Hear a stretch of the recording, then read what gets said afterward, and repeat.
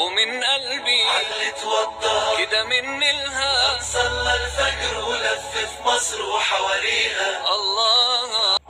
الحمد لله والصلاة والسلام على رسول الله.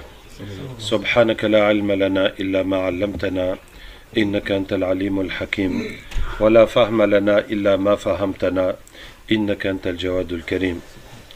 On a toujours dit, on remercie Allah d'être dans ces assemblées. Nous sommes une quarantaine d'hommes et je ne sais pas combien de femmes, en général la moitié. Bon, et on a toujours dit, on remercie Allah de nous accorder le bienfait d'être dans cette assemblée. Mais aujourd'hui, vraiment, cette louange, elle prend une autre dimension parce que ces assemblées ont beaucoup diminué. Tous les efforts de din ont beaucoup diminué, toutes les réunions ont beaucoup diminué. Et de rencontrer des frères et de s'asseoir pour din et de réfléchir pour din et de faire quelque chose pour din, ça a beaucoup diminué. Ah, ça a beaucoup diminué. Et donc, moi-même qui suis devant vous, je ne sais pas depuis combien de temps quand est-ce la dernière fois que j'étais dans une assemblée comme ça. Mais c'est tellement rare. Depuis le confinement et depuis avant.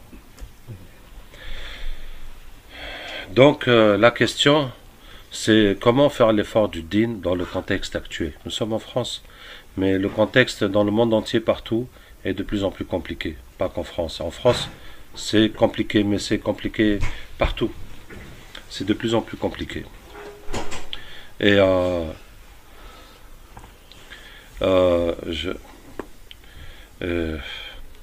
j'ai pas de bonnes nouvelles à vous donner. Malheureusement, j'ai des mauvaises nouvelles. On va commencer par les mauvaises nouvelles. Il y a quelque temps, je ne sais pas si vous avez vu dans une de mes vidéos, il y a des djinns qui ont demandé notre aide pour les libérer de prison. Et qu'il y avait plusieurs prisons pour les djinns musulmans. Et il y avait une prison pour les ulama des djinns musulmans. Et les shayatin, hommes et djinns, ceux qui travaillent pour le mal, ben, ils ont compris, et puis c'est depuis longtemps, pour pas dire depuis toujours, que pour écraser un mouvement ou un groupe, il faut éliminer les leaders. Et donc ils ont ciblé les ulama des djinns pour les emprisonner et pour que les autres soient perdus. Hein? Et je leur ai demandé, et les ulama djinns qui enseignent l'islam à la Mecque et Médine, ils ont dit, ils les ont tous tués. Et vraiment, ça me fait mal jusqu'à aujourd'hui. Hein? Ça me fait mal jusqu'à aujourd'hui. On savait qu'il y avait des djinns sahaba, encore, qui enseignaient l'islam. Et on savait, comme ça, à l'Irak et de partout, que si des djinns se convertissent, on leur dit, allez-y à la Mecque et Médine apprendre l'islam. Hein? Et ça, c'est fini. Ils les ont tous tués. Ouais. Et pourquoi ils les ont tués? Parce que ceux qui veulent ramener Dajjal, l'obstacle qu'il y a devant eux, c'est l'islam. C'est presque le seul obstacle. Ils disent aussi un peu le christianisme. Mais principalement l'islam, mais aussi le christianisme constitue un obstacle pour eux. Et les djinns musulmans aussi constituent un obstacle dans leur plan. Le fait qu'il y a des djinns musulmans, ça te dérange de propager le satanisme partout. Et donc, dans leur plan, il faut aussi éliminer les djinns musulmans. Et sauf qu'éliminer les djinns musulmans, si je puis dire, c'est plus simple qu'éliminer les humains. Parce que dans le monde des djinns, il n'y a personne qui va réagir. Il n'y a pas de tribunal international, il n'y a pas de droits de l'homme, il n'y a rien. On massacre et puis, c'est comme si c'est rien passé. Comme à l'époque, avant qu'il y ait les Nations Unies, le monde était comme ça.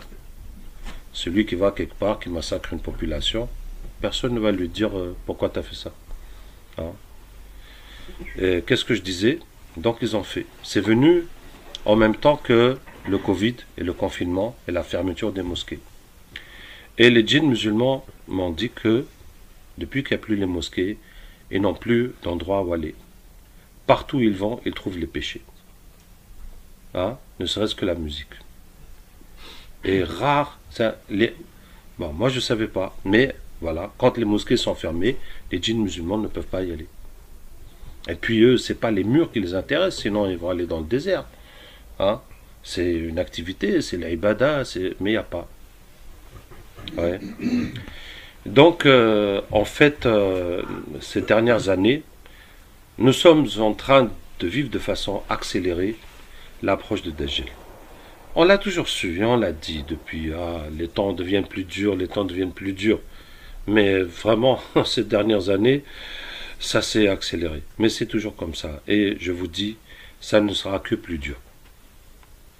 Ça ne sera que plus dur.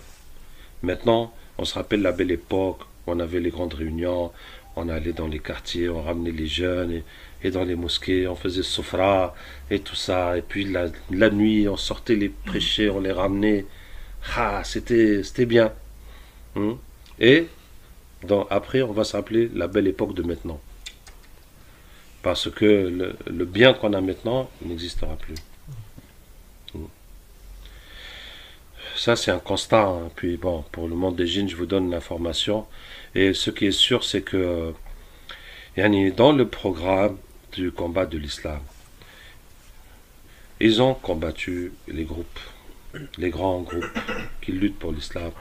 Et les groupes ont été fracassés. Nous avons tous vu les frères musulmans, comment ils ont été décapités en Égypte et un peu partout. Hein, le Tablir, on a tous vu ce qui s'est passé, ce qui se passe. Les salafistes aussi, du fait des situations négatives qui viennent de l'Arabie Saoudite à répétition. Ah. Et donc il reste qui? Donc après avoir éliminé les groupes, et ils ciblent les personnalités qui sont des leaders pour les éliminer. Ah. Jusqu'à ce que, quand j'ai quitté la France, parce que depuis 2012 je ne suis plus, on n'avait plus de porte-parole.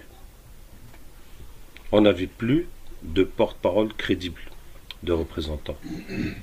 Et puis, on a commencé à voir des faux représentants. Des gens qui sont posés comme des représentants, alors que nous ne nous reconnaissons pas en eux. Et vous imaginez, on est une communauté, puis on n'a pas de leader. On n'a personne à qui s'identifier. On n'a personne ni pour nous donner une directive. Ah, faites comme ça, il n'y a pas.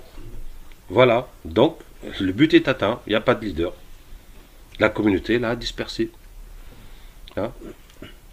Et ensuite, il s'attaque jusqu'à chaque couple musulman. Un couple musulman, pour eux, est une unité à détruire. Et donc, beaucoup de gens ont vu, pour pas dire nous avons tous vu, combien de couples modèles qu'on pensait être modèles et puis se briser. Et surtout, les femmes, après le divorce, s'éloigner de l'islam. Alors que c'était les couples qu'on croyait être modèles. Il était une époque où je croyais que, en faisant l'effort de din, de dawa, on allait progresser jusqu'à ce que l'islam triomphe. Et même si nous sommes différents, il y en a dans la dawa, il y en a, quelle que soit l'activité, et à force que chacun avance, au final, on va tous se retrouver, on va tous y gagner. Tu vois, on va tous profiter des uns des autres. Et puis maintenant, je pense plus comme ça. Maintenant, ce qui va se passer, c'est que les musulmans vont diminuer. Et les militants vont diminuer. Diminuer, jusqu'à ce qu'il reste le peu qui va rester avec le Mahdi et quand Dajjal va venir, à l'époque de... quand Isa alayhi salam va venir. C'est plutôt comme ça que ça va se passer. C'est ce que je vois, c'est comme ça que je vois les événements. Parce que, malheureusement, un peu de pression, et beaucoup lâche. Hein? Alors qu'on était là pendant des années à lire la vie des Sahaba, les sacrifices, les souffrances, les martyrs, hein? Pendant des années à lire ça. Et le jour que on arrive devant la difficulté, tu te retournes, tu trouves plus grand monde avec toi. C'est la réalité. C'est la réalité. Et c'est le cours des événements. Hein. Et wallahi, le sens de l'épreuve de Dajjal, le sens de l'épreuve de Dajjal, c'est que beaucoup de musulmans sont musulmans accidentellement, parce qu'ils sont nés dans un foyer musulman. Et s'ils n'étaient pas nés dans un foyer musulman, ils n'auraient jamais eu l'idée de devenir musulmans. Hein? Et pour ça, la majorité de l'humanité suit leurs parents. Rares sont ceux qui changent de religion, de n'importe quel sens. Hein? Et beaucoup de musulmans, même trouvent l'islam comme encombrant. S'ils étaient, par exemple, français ou autre, ils seraient libres. Ils n'auraient pas ces contraintes stupides de ne pas boire l'alcool, de ne pas s'amuser, de ne pas faire. Hein? Maintenant, les musulmans, hein, est-ce que nous sommes reconnaissants envers Allah? Est-ce que nous avons fait notre devoir envers cet islam? Non. On est loin d'avoir fait ce devoir. On est très très loin. Pour nous-mêmes, et pour les autres musulmans, et pour les kuffars, puisque c'est notre responsabilité. Aujourd'hui encore, je lis dans Sourate Al-Ma'ida, لقد كفر الذين قالوا إن الله هو المسيح ابن مريم. Ceux qui disent que Allah c'est le Messie fils de Marie sont mécréants. Et quand Allah nous dit ça, ça veut dire que c'est à nous de leur dire aux chrétiens, mais on ne leur dit pas. Et on est là, et on ne leur dit pas. Et ils sont kuffar, ils vont en enfer. Et puis, on n'en a rien à cirer, pour dire la vérité. Hein? Donc, c'est injuste. C'est injuste. Pourquoi ils vont en enfer? Parce qu'ils ont trouvé leurs parents chrétiens. Et nous, on a trouvé nos parents musulmans. Donc, on va au paradis. C'est injuste.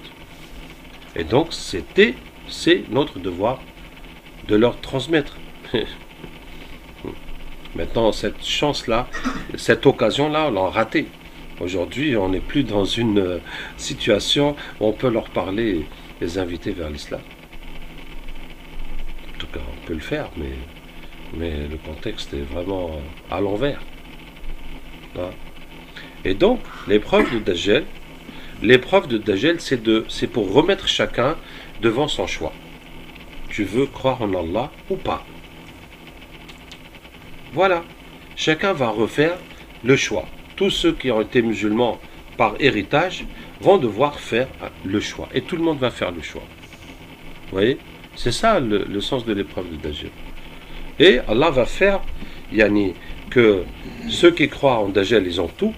Et puis il y a tout le monde avec eux et toute la facilité. Et ceux qui ne croient pas, ils n'ont plus rien. Et il faut qu'ils se nourrissent de tasbih. Voilà. Donc tu choisis. C'est ça l'épreuve de Dajjal. Et donc, le cours des événements nous mène vers ça. Les événements nous mènent vers ça. Et en France, donc, il y a de plus en plus de contraintes pour l'islam. Est-ce qu'on vous a enlevé la nourriture? Pas encore. Mais au moment de Dajjal, c'est ce qui va arriver. Quand tu veux croire en Dieu, tu n'auras même pas une gorgée d'eau. Tu n'auras même pas quelque chose à manger. Tu n'as que le tasbih pour vivre. Pas de médicaments, pas de café le matin. Cigarette, on n'en parle plus. Il n'y a plus sabbih. Quel que soit ton problème, tu fais tasbih. C'est tout. Ouais. Et pour ça, au passage, quelque chose que je vous conseille à tous, c'est d'apprendre dès maintenant à régler vos problèmes avec le tasbih. Hein? Par exemple, tu n'as pas trouvé de café ce matin. Et si tu ne bois pas ton café, ça ne va pas. Tu n'es pas bien. Tu n'es pas bien réveillé, tu ne peux pas te concentrer sur autre chose. Alors tu fais tasbih. Subhanallah qui a créé le café. Subhanallah, c'est quelque chose d'extraordinaire ce café. Il a un pouvoir agib pour te mettre en forme et enthousiasme et tout ça. Alhamdulillah qui a donné le café. La ilaha illallah. Mon Dieu, c'est Allah, c'est pas le café. Allahu Akbar. Allah est plus grand que le café. Il peut faire des choses plus que le café. La hawla wa la quwwata illa billah. Le café ne peut rien faire, ni rien enlever, que par la volonté d'Allah. Et tu vas répéter ça jusqu'à ce que ton besoin de café disparaisse. Et que ton problème se résolve. Et tu vas faire ça avec tous tes problèmes. C'est bien de s'entraîner tout de suite à régler ses problèmes avec le tasbih.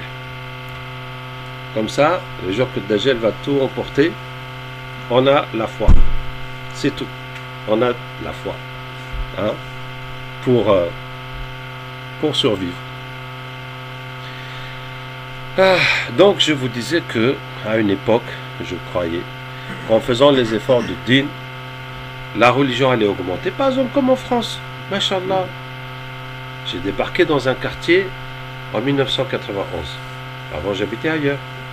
Et avant que j'arrive, juste un peu avant que j'arrive, il y avait en une semaine, il y avait 3 jeunes qui étaient morts de drogue. Et les 3 qui étaient morts, plein de jeunes sont venus à la mosquée. Et bon, je suis arrivé. Et on a commencé à enseigner, à faire. Donc c'était ça le plan. On va les former. Alhamdulillah, ils vont étudier, ils vont faire des business, ils vont se marier, et puis ils vont prêcher, puis on va ramener les vieux, et puis ils vont ramener des Français dans l'islam, et puis voilà, ça va augmenter jusqu'où Allah, mais en tout cas, on est dans la bonne voie. C'est ça, on était en expansion. Inch'Allah, peut-être on aura une école, et puis voilà, à mesure que la communauté grandit, ça va se développer.